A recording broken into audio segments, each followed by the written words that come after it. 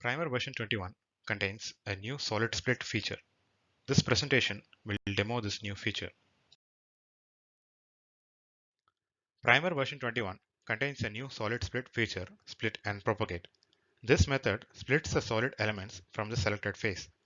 The split then propagates through all the valid solids along the direction normal to the selected face. Multiple solid selections can also be made by a single click to be split in one go. This new feature can make it much quicker to split solids than in previous version of Primer. This new feature is available under Mesh Tools, Split, Solid. Then under the Split Mode pop-up, Split and Propagate.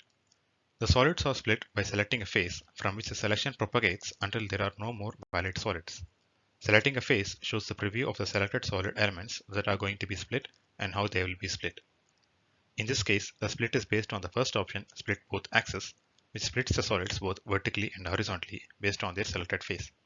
Similarly, the second option splits the solid in one axis with a switch to toggle between the axes.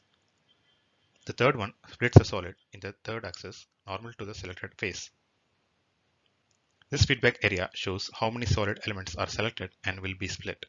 After previewing how it is going to be split, you can press Apply button to actually split the selected solid elements. You can also undo the split using the Undo button. Individual solid elements can be deselected by right-clicking on them. However, if you try to select them again, it will create a new selection from that face. The whole selection can be reset by using the above Restart button. You can have multiple face selections using multiple mode. In multiple mode, the Grow Out Face option allows you to select multiple faces in a surface in one go along with the solids propagated from each face. This face selection is controlled by break angle.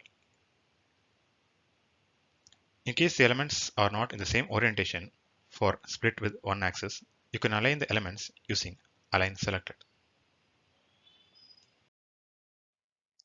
Thank you.